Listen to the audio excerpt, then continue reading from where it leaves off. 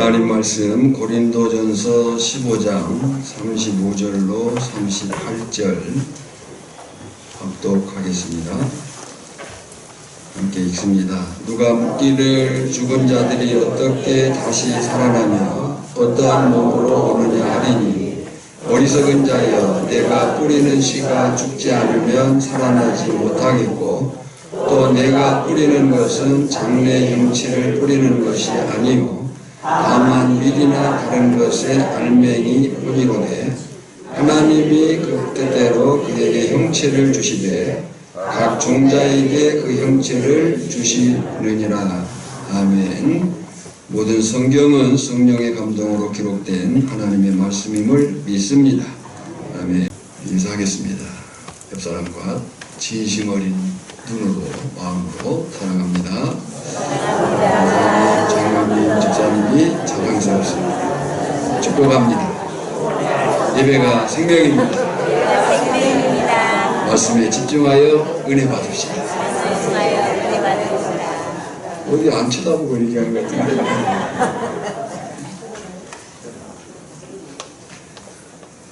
어떠한 몸으로 부활하는가? 고린도전서 15장은 부활이라는 주제를 다루고 있습니다.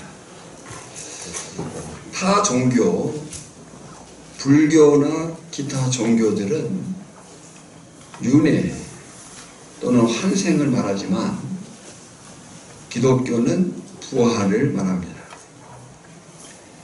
기독교의 부활은 사람이 죽은 후 다시 살아나 영원히 동질성을 갖고 사는 것을 의미합니다. 윤회와는 근본적으로 다른 겁니다. 여러분, 왜 사도 바울이 고린도전서 15장에서 이렇게까지 자세히 부활이라는 주제를 다루었을까요? 그 이유는 당시 고린도 교회 성도들 가운데 부활이 없다고 생각하는 사람들이 많이 있었기 때문입니다.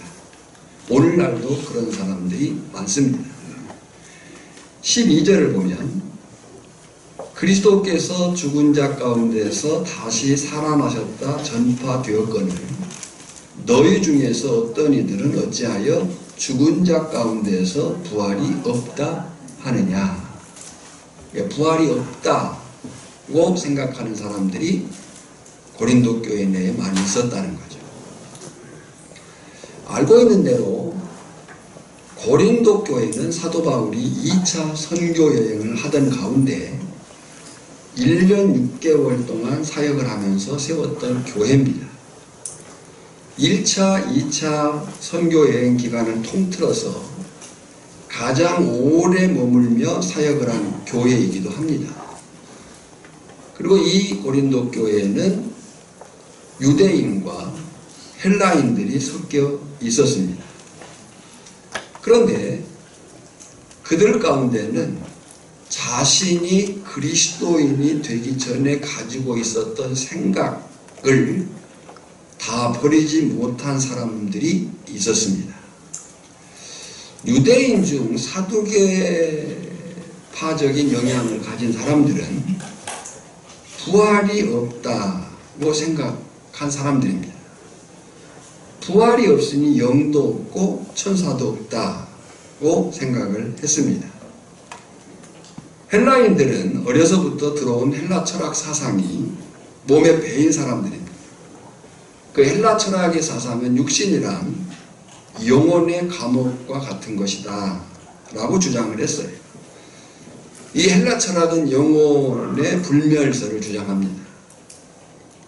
육신은 흙으로 돌아가도 영혼은 불멸한다. 애당초 부활의 의미가 없는 그런 사상을 가지고 있는 거예요. 사도행전 17장을 보면 바울이 아덴에서 한 아레오바고 설교가 나옵니다. 아레오바고 설교는 거기에는 경건한 유대인과 에피쿠로스 학파와 스토아 학파의 사람들이 있었습니다. 지금 사도행전 17장에 있는 이야기예요. 이 에피쿠로스 학파는 쾌락주의자들입니다. 스토아 학파는 자연주의적 사상을 가지고 있는 그런 사람들이에요.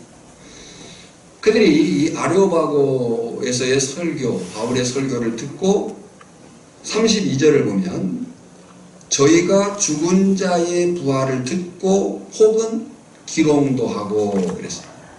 여기 기롱한다는 말은 놀린다는 말이에요. 이렇게 사두개인들의 배경을 가진 유대인들과 헬라 철학 사상에 익숙했던 이 헬라인들이 공통된 생각은 부활이 없다라고 여긴 거예요. 그래서 사도 바울은 부활의 진리에 굳게 서 있지 못한 일부 성도들을 위해 고린도전서 15장을 기록한 겁니다. 특히 바울 사도는 예수 그리스도의 부활이 어떤 것인가 3절과 4절에서 예수 그리스도의 부활은 역사적 사실이다. 그 역사적 사실임을 강조합니다. 3절과 4절을 읽어보겠습니다. 내가 받은 것을 먼저 너희에게 전하였노니 이는 성경대로 그리스도께서 우리 죄를 위하여 죽으시고 장사 지낸 바 되셨다가 성경대로 사흘 만에 다시 살아나사. 내가 받은 것은 성경대로 그리스도께서 우리 죄를 위하여 죽으신 그 사실, 또 성경대로 사흘 만에 다시 살아난 사건이다.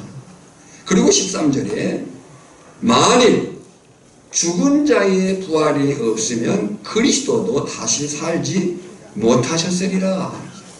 그러니까 예수 그리스도가 부활의 첫 열매가 되시고 오늘 그 예수 그리스도의 부활 안에 우리가 나중 열매가 될 뿐만 아니라 장차 모든 사람의 부활이 있을 것이다. 그런 얘기를 한 거죠. 만약에 예수 그리스도의 부활이 없다면 기독교는 허구에 불과한 종교입니다. 완전히 무너질 수밖에 없는 거죠. 본문 14절과 19절을 한번 차분히 읽어보겠습니다. 읽습니다. 그리스도께서 만일 다시 살아나지 못하셨으면 우리가 전파하는 것도 헛것이요 너희 믿음도 헛것이고 또 우리가 하나님의 거짓 증인으로 발견되니 우리가 하나님이 그리스도를 다시 살리셨다고 증언하였습니다. 만일 죽은 자가 다시 살아나는 일이 없으면 하나님이 그리스도를 다시 살리지 아니하셨으리라.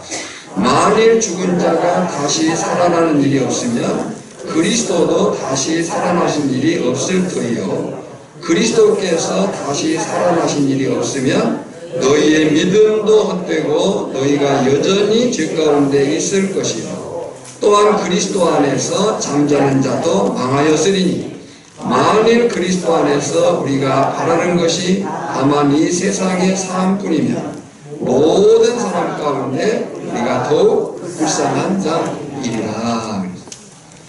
그러니까 기독교의 부활이 없다고 한다면 결국 허구에 불과한 종교, 완전히 무너질 수밖에 없는 사실을 말한 거죠. 그래서 지금도 사단은 이 부활의 진리를 집요하게 방해합니다. 왜냐하면 말씀드린 대로 부활의 진리가 무너지면 기독교는 무너질 수밖에 없다는 거예요.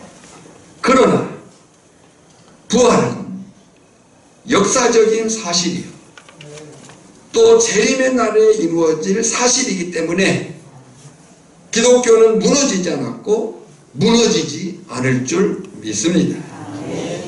그럼에도 불구하고 여전히 21세기에도 사두개인과 같은 헬라 철학적 사상을 가진 사람들이 많습니다. 사단 마귀에게 속고 있는 겁니다. 그래서 고린도전서 15장이 우리에게 굉장히 중요한 장이에요. 기독교의 존망이 걸린 아주 핵심적인 교리가 담긴 이 고린도전서 15장은 부활장이라고 불리우는 거예요. 근데 35절에 보면 부활을 믿지 않는 사람들의 빈정되는 질문이 나옵니다. 읽어볼까요? 누가 묻기를 죽은 자들이 어떻게 다시 살며 어떠한 몸으로 오느냐 하리니 그랬어요. 그래서 사실 빈정거리면서 하는 질문이에요. 근데 그 빈정거림의 질문은 두 가지예요. 하나는 부활은 가능한 일인가 하는 것과 부활한 자들은 어떠한 몸으로 오는가에 대한 질문이에요. 첫째, 부활은 가능한 일인가의 문제예요. 사람들은 질문합니다. 죽은 자들이 다시 사는 것이 가능한가? 본 적이 있는가? 어떻게 예수 그리스도가 죽은 자 가운데서 부활했다고 주장을 하는가? 이런 질문들을 갖습니다. 그런데요, 사람은 육체만 가진 존재가 아닙니다. 영혼이 있습니다. 개혁주의 신학은 영혼과 육체, 곧 이분서를 따릅니다. 그래서 죽음이라는 것은 육체와 영혼이 분리되는 것이라고 말합니다. 육체는 흙으로 돌아가 부활의 날을 기다립니다. 반면에 영혼은 육체를 떠나게 되면 신자의 영혼은 천국에 들어갈 안식을 갖게 되고 영원한 안식을 기다리게 됩니다. 하지만 불신자의 영혼은 지옥에 떨어져 끊임없는 고통을 받게 되고 백보자 심판과 둘째 사망의 때를 기다립니다. 그 다음 장면 한번 넘겨주시면 좋겠습니다. 그러니까 죽음이라고 하는 것은 결국 분리, 신자의 죽음은 육체는 흙으로 돌아가지만 영혼은 천국에 들어가서 안식을 누리다가 영원한 안식을 기다리고 있습니다. 하지만 불신자의 영혼은 지옥에 떨어져 끊임없는 고통을 받게 되고 백보자 심판과 둘째 사망의 때를 기다린다라고 계시록이 기록하고 있습니다. 그때가 언제예요? 예수 그리스도가 재림하시는 그때. 신자의 영혼은 육체와 다시 결합해서 부활한 후, 할렐루야. 육체와 다시 결합해서 영혼이 부활한 후 새하늘과 새 땅에서 영원한 복을 누리게 되는 줄 믿습니다.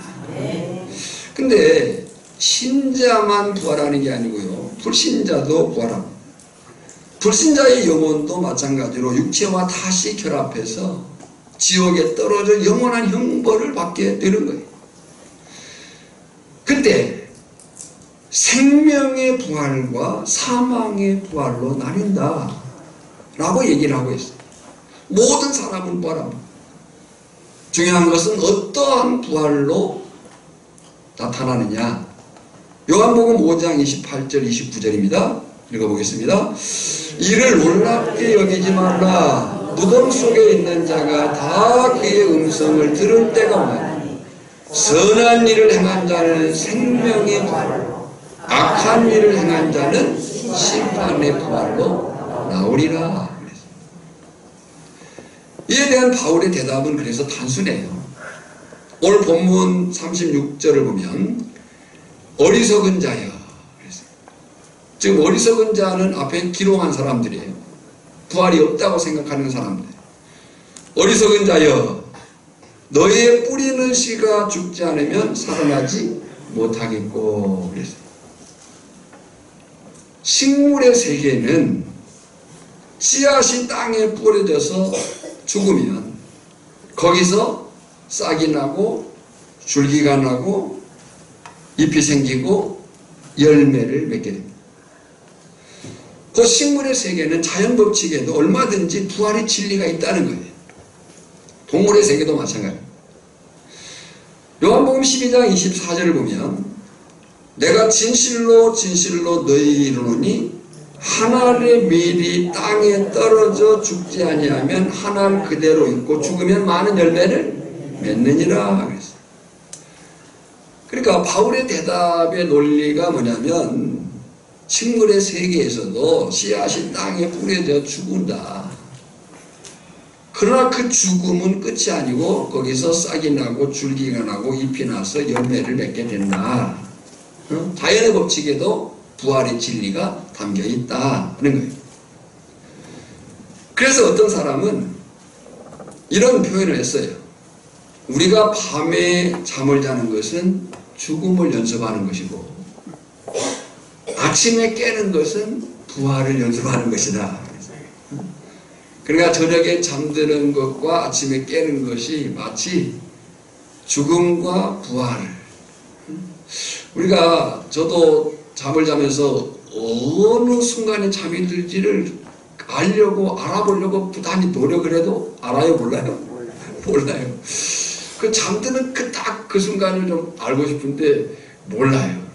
분명히 뒤척이다 잠을 드는데 어느 순간인가 잠이 들었어요. 그리고 이제 잠자는 그 시간 동안에 우리가 다시 눈 뜰 수도 있고 눈을 못 뜰 수도 있잖아요. 그러니까 눈을 떴을 때는 내가 다시 살았구나. 그러니까 안 죽는 비결은 뭐냐? 계속 눈을 떠라. 그러니까 그렇게 이제 표현을 한 거예요. 밤에 잠을 자는 것은 죽음을 연습하는 것이고, 주여 오늘 하루를 잘 살게 하시고 이제 주 안에서 내가 죽습니다. 그리고 잠을 자는 것이고, 아침에 눈을 떴을 때 주님 나를 다시 살게 하시니 감사합니다. 의 삶이 반복되는 거죠. 이제 두 번째로, 죽은 자들은 그러면 어떤 몸으로 부활하는가예요. 궁금하죠. 사람들이 질문을 합니다. 지금보다 더 잘생긴 얼굴이 되는가? 어땠으면 좋겠어요? 남자로 태어났는데 혹시 여자가 되는 것은 아닌가? 전혀 다른 사람이 되는 것인가? 그때는 서로를 알아볼 수 있는가? 똑같은 몸인가 아니면 다른 형태의 몸인가? 이런 질문, 이런 궁금함을 갖습니다. 이 부활체에 대해서는 오후에 좀 더 말씀을 나누도록 하겠습니다. 그런데 이 질문에 대해서 지금 이 몸의 부활에 대해서 바울은 두 가지 사실을 대답합니다. 그 첫 번째가 뭐냐면 부활의 몸은 질적으로, 이 말이 중요해요. 부활의 몸은 질적으로 완전히 다른 몸이 될 것이다. 예. 우리가 농부가 씨앗을 심으면 나오는 것은 전혀 다른 형태의 모습이 나옵니다. 그죠? 마태복음 22장 30절에 보면요, 부활 때에는 장가도 아니 가고 시집도 아니 가고 하늘에 있는 천사들과 같으니라 그랬어요. 이 결혼은 인간 관계의 가장 기본적인 그런 관계. 근데 부활의 그때에는 그런 관계 속에 사는 게 아니라는 거죠. 그러면서 누구와 같으니라? 천사들과 같으니라 그랬어요. 부활 때에는 우리가 살고 있는 이 땅에서 이런 관계 속에 놓이는 것은 아니다. 천사들과 같다. 시집을 가거나 장가를 가는 일이 없다. 인구 증가가 필요 없다. 영생을 누리는 사람은 더 이상 증가되지 않는다. 의문이 발생을 해요. 그러면 무슨 재미로 살지? 비근한 예로 안 믿는 사람들이 믿는 우리를 보면서 이렇게 질문할 때가 있습니다. 무슨 재미로 살아? 이렇게. 그죠? 안 믿는 사람들이 믿는 사람 우리를 보고 무슨 재미로 살아? 이렇게 물어요. 근데 그들이 뭔 재미로 살아냐고 묻는 그 질문은 겨우 먹고 마시는 거예요. 먹고 마시는 것이 마치 최상의 즐거움인 것처럼, 사람이 말이야 한잔할 수도 있지 말이야. 그것이 즐거움이고 기쁨이라고 여기고 있는 거예요. 그러니까 아니 예수 믿는 사람들은 대체 뭔 재미로 사는 거야? 고등학교 때부터 지금까지 만나고 있는 친구들이 아직도 저한테 묻는 질문입니다. 너는 뭔 재미로 사냐? 니들은 뭔 재미로 사는 거야? 그랬더니 겨우 하는 뭐 것들이 이제 뭐 그런 것들이에요. 여러분, 우리가 천국에 대한 모든 사실을 성경이 다 밝히고 있지는 않습니다. 비밀. 그러나 분명한 것은 천국은 그 자체가 행복이에요. 진짜로, 정말로, 참말로, 말로 다 할 수 없는 재미있는 일이 많은 곳이 천국일 줄 믿습니다. 그래서 로마서 14장 17절에 보면요, 하나님의 나라는 먹는 것과 마시는 것이 아니요. 뭐가 아니에요? 먹는 것과 마시는 것이 아니요. 오직 성령 안에 있는 의와 평강과 희락이라 그랬어요. 현재 육체로서의 몸은 능력도 약합니다. 정신도 약합니다. 공간의 이동도 제한되어 있습니다. 하지만 부활한 신령한 몸은 육신적 제한이 없습니다. 공간 이동의 능력도 천사들과 같습니다. 천사들보다 나은 것이 있습니다. 천사들보다 나은 것이 뭐예요? 천사는 몸이 있어요? 없어요? 몸이 없는데 신령한 몸으로 부활한 그 부활체는 몸이 있어요. 요한복음 20장 26절에요. 부활하신 예수님이 나왔어요. 나타나셨어요. 여드레를 지나서 제자들이 다시 집안에 있을 때에 도마도 함께 있고 문들이 닫혔는데 예수께서 오사 가운데 서서 가라사대 너희에게 평강이 있을지어다 하시고, 뭐가 닫혀 있었어요? 문들이 닫혔는데 예수께서 오사 가운데 서서 가라사대. 또 빌립보서 3장 21절에 보면요, 그가 만물을 자기에게 복종케 하실 수 있는 자의 역사로 우리의 낮은 몸을 자기 영광의 몸의 형체와 같이 변케 하시리라 그랬어요. 그러니까 부활체는 육체의 제한을 받지 않아요. 공간의 이동의 제한을 받지 않아요. 천사보다 나은 몸의 그 형체를 갖는 거예요. 현재 우리의 몸은 낮은 몸이라고 표현하고 있어요. 우리의 낮은 몸을, 왜요? 죄의 지배 아래 있는 몸이기 때문에. 그러나 부활의 몸은 영광스러운 몸이 될 줄을 믿습니다. 요한일서 3장 2절에요. 읽어볼까요? 사랑하는 자들아, 우리가 지금은 하나님의 장래나 장래에 어떻게 될 것은 아직 나타나지 아니하였으니 그가 나타나심이 되면 우리와 그와 같은 줄을 아는 것은 그의 계신 그대로 볼 것을 이남이니. 또 고린도서 15장 42절 44절입니다. 죽은 자의 부활도 이와 같으니 썩을 것으로 심고 썩지 아니할 것으로 다시 살며, 욕된 것으로 심고 영광스러운 것으로 다시 살며, 약한 것으로 심고 강한 것으로 다시 살며, 육의 몸으로 심고 신령한 몸으로 다시 사나니 육의 몸이 있은 즉도 신령한 몸이 있느니라 그랬어요. 그래서 우리가 건강관리를 잘 해야 되겠지만 육체관리에 지나칠 필요는 없다는 거죠. 오히려 우리가 관리할 것은 영혼의 관리, 영적인 관리에 더 힘쓸 수 있기를 주님의 이름으로 축복합니다. 왜냐하면요, 부활의 그날에는 저나 여러분 모두가 가장 아름답고 영광스럽고 신령한 몸으로 부활할 것이기 때문임을 믿습니다. 지금 51절 52절에서 밝히고 있어요. 보라, 내가 너희에게 비밀을 말하노니 우리가 다 잠잘 것이 아니요 마지막 나팔의 순식간에 호련히 다 변하리니 나팔 소리가 나매 죽은 자들이 썩지 않을 것으로 다시 살고 우리도 변화하리라. 할렐루야. 그러니까 바울의 대답 첫 번째는 뭐냐면 부활의 몸은 질적으로 완전히 다른 몸이 될 것이다. 부활체, 신령한 몸으로의 부활을 얘기하고 있습니다. 바울의 대답 두 번째는요, 그러면서도 현재의 몸과 부활의 몸은 동질성과 연속성이 있다는 거예요. 여러분요, 내가 부활하면 다른 사람이 되는 것이 아니고 지금의 내가 부활하는 거예요.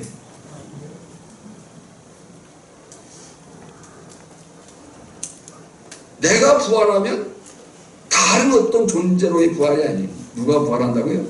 내가 부활하는 거예요. 동질성을 갖습니다.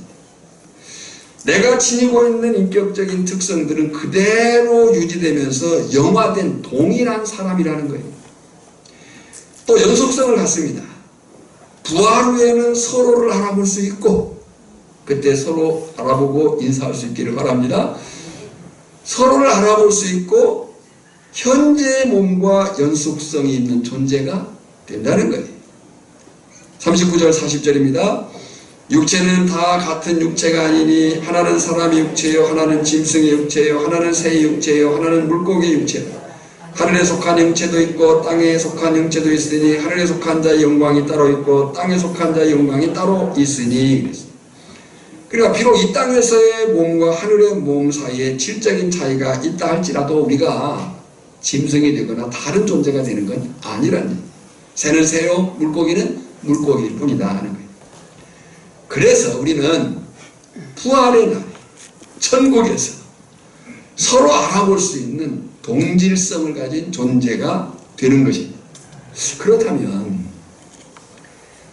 이 진리를, 이 부활의 진리를 믿는 우리의 삶에 어떤 적용을 가져야 될 것인가 하는 거예요. 어떻게 살 것이냐의 문제예요. 사실 우리가 이미 아는 대로 우리의 몸은요, 아무리 가꾸고 투자를 해도 결국 약해지고 언젠가는 다 죽음에 이를 거예요. 그죠? 아마 우리 성도님들 가운데에 연세가 더 드신 분들도 생각하실 거예요. 나도 젊을 때. 그러니까 인생이라고 하는 것은 아무리 가꾸고 또 투자를 한다 해도 결국 약해지고 언젠가는 다 죽음에 이르게 되어 있어요. 영원히 살 수는 없어요. 그래서 시편 103편 14절에서 시인은 이렇게 노래했어요. 인생은 그날이 풀과 같으며 그 영화가 들의 꽃과 같도다. 그러니까 우리 육체는 이 흙이라고 하는 것은 아파르라는 말인데요. 먼지 티끌이라는 말이에요. 우리의 육체는 흙에 불과하다. 그러나 그럼에도 불구하고 인간은 죽음으로 끝이 아닙니다. 우리 이 사실을 믿습니다. 인간은 죽음으로 끝나는 존재가 아니에요. 호주 멜버른 어느 성당에 새겨진 글귀라고 하는데요. 죽음은 끝이 아니라 새로운 시작입니다. 사람은 죽어서 흙으로 돌아감으로 끝나는 것이 아니고 부활의 몸이 기다리고 있습니다. 현재 내 모습이 불만족스러울 수 있지만 그러나 우리는 그 부활의 날에 영광스러운 몸을 갖게 될 줄 믿습니다. 기대하십시오. 예수님이 재림하시고 부활의 그날이 되면 예수님을 믿는 우리는 영광스러운 몸을 갖게 될 것이다. 그리고 우리는 완전하고 온전하고 거룩한 새하늘과 새 땅에서, 그것은 완전한 곳이고 온전한 곳이고 거룩한 그곳에서 하나님과 영원히 함께 살아갈 존재들인 것을 확실히 믿습니다. 어쩌면요, 부활하신 예수님의 정체성이 뭐였냐면, 부활하신 예수님의 정체성, 나다 라고 제자들에게 보이신 모습이 뭐였냐면 손에 못자국과 창에 찔린 옆구리였어요. 그것이 예수님이 부활하심의 정체성으로 제자들에게 보이셨어요. 어쩌면 천국에서의 우리의 정체성도 예수님을 위해 살았던 흔적이 아닐까 싶습니다. 부활하신 예수님의 정체성이 손의 못자국과 창에 찔린 옆구리였듯이 어쩌면 천국에서의 우리의 정체성, 우리가 누군가 알아본다고 할 때 그 정체성은 예수님을 위해 살았던 흔적이 아닐까라는 거예요. 바울이 갈라디아서 6장 17절에서 한 말이거든요. 바울이 갈라디아서 6장 17절에서 이렇게 말해요. 내가 내 몸에 예수의 흔적을 지니고 있노라. 이 흔적이란 말이 스티그마란 말인데 낙인이란 말이에요. 낙인.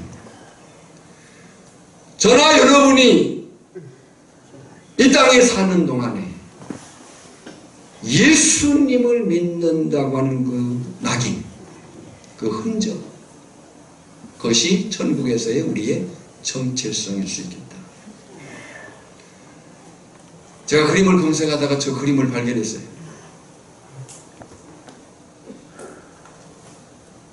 전도자의 팔이 이럴지라도 천국에서의 상급은 크다. 만약에 우리의 발이 이 땅에서 저렇게 생겼다면 장애입니다. 그러지 않겠습니까?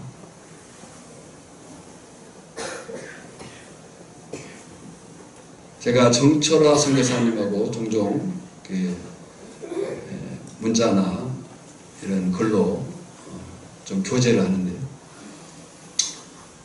그 선교사님이 기도 부탁에 글을 보내왔어요. 이강인이라고 하는 젊은 집사님, 82년생, 아이가 셋이 있고 의사예요. 근데 그가 그 삶 가운데에서 헌신적인 삶을 살고 있었어요. 근데 담관암은 아주 고약한 암입니다. 몸이 82kg 정도 나갔었는데 제가 그 보내준 두 사진, 건강할 때 하고 살이 빠졌을 때 현재 지금 병투병을 하고 있는 그 사진을 보면서 가슴이 너무 먹먹했어요.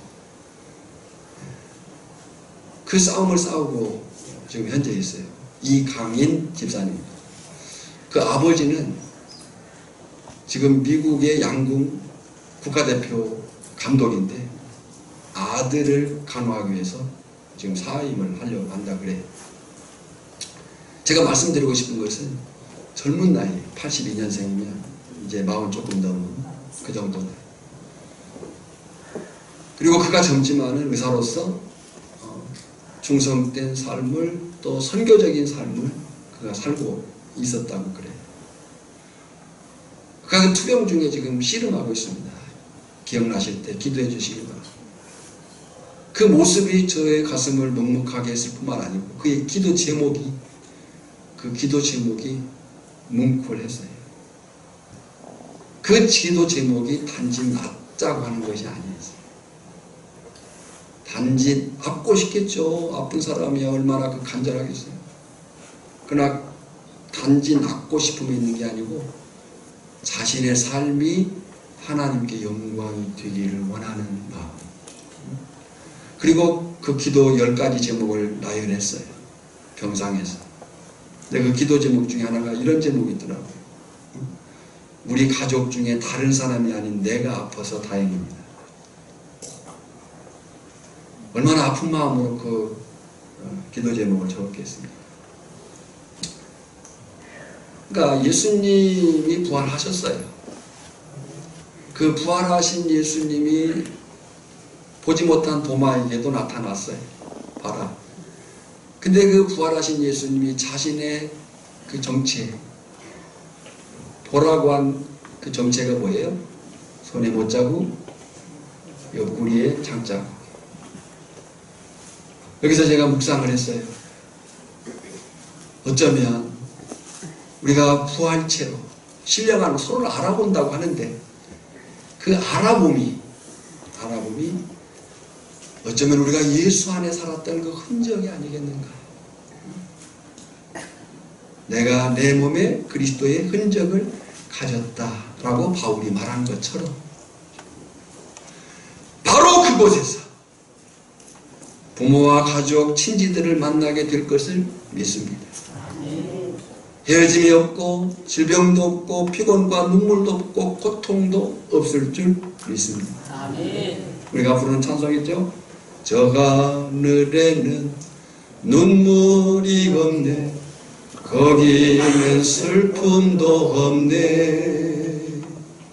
저 하늘에는 눈물이 없네, 거기는 승리만 있네. 고통은 모두 다 사라져 버리고 영광만 가득하겠네.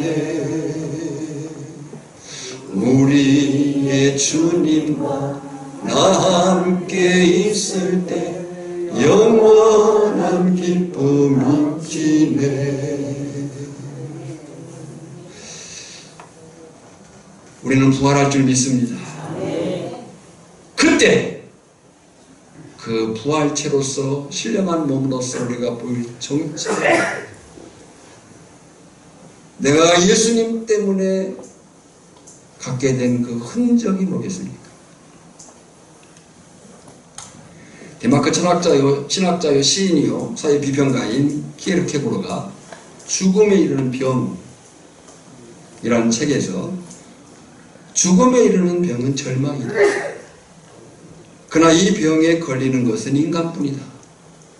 동물은 절망이라는 병에 걸리지 않는다. 아담의 원죄로 말미암아 추방된 모든 영혼에는 절망이 있고 그것은 하나님께로 돌아갈 때만 해결될 수 있는 것이다. 그랬습니다. 이제 오늘 말씀의 중요한 결론입니다.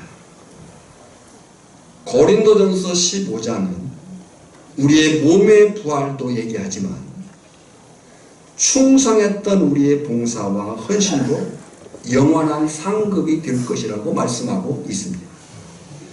우리의 몸의 부활을 얘기합니다. 동시에 우리가 충성했던 봉사, 헌신, 그것이 영원한 상급이 될 것이다. 그래서 이렇게 권면합니다. 58절입니다. 큰 소리로 읽어볼까요? 그러므로 내 사랑하는 형제들아, 견고하며 흔들리지 말며 항상 주의 일에 더욱 힘쓰는 자들이라.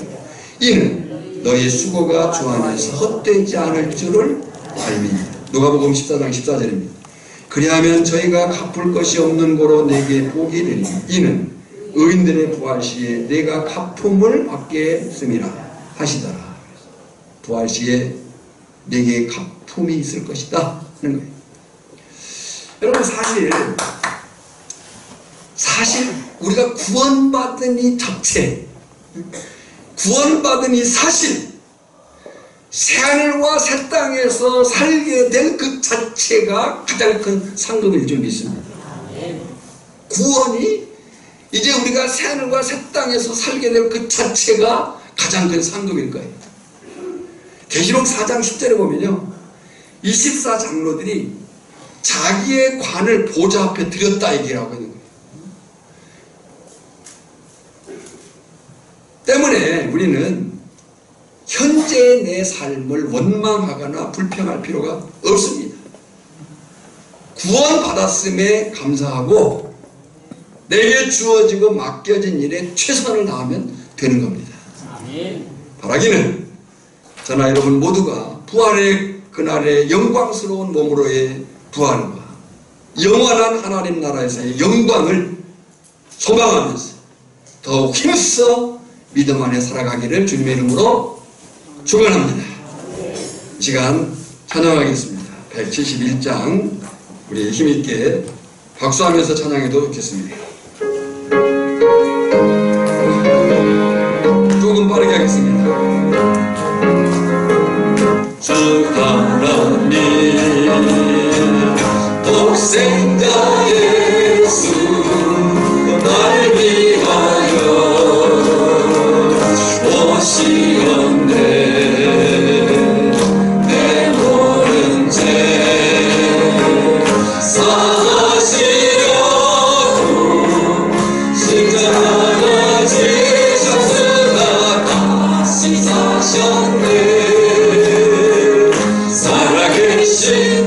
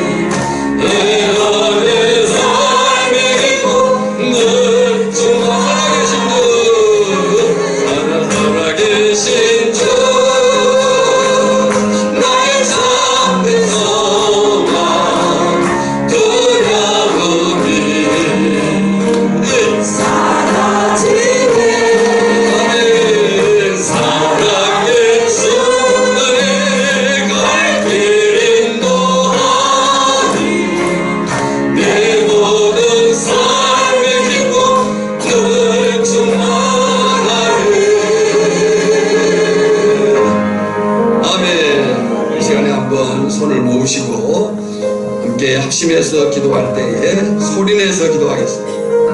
어쩌면 우리의 부활의 몸, 신령한 몸의 정체성이 내게 남은 예수의 흔적이 있던데 내 삶을 다시 돌아보면서 부활의 신앙 안에 승리를 다짐하면서 합심해서 기도하겠습니다. 하나님 아버지, 은혜와 사랑을 인해서 참으로 감사와 영광과 존귀함을 돌려드립니다.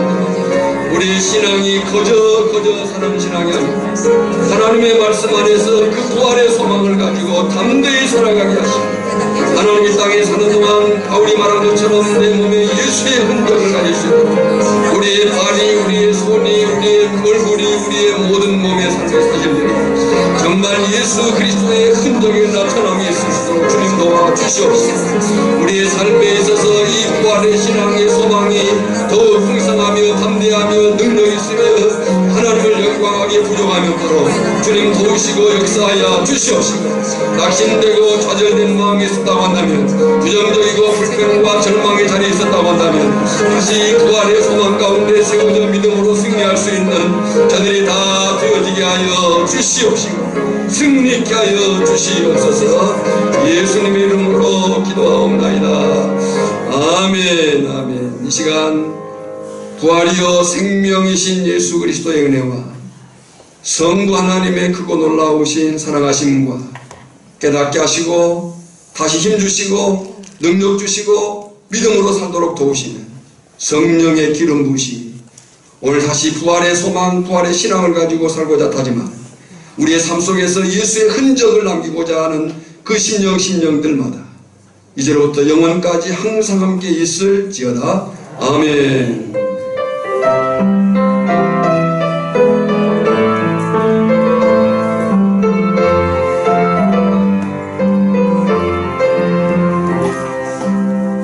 오천에서 복음까지 복음에서 땅의 끝까지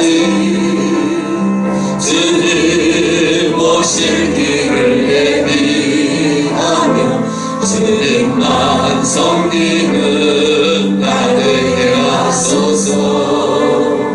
이 땅의 오천교회 위에 하늘의 생기 부어주소서.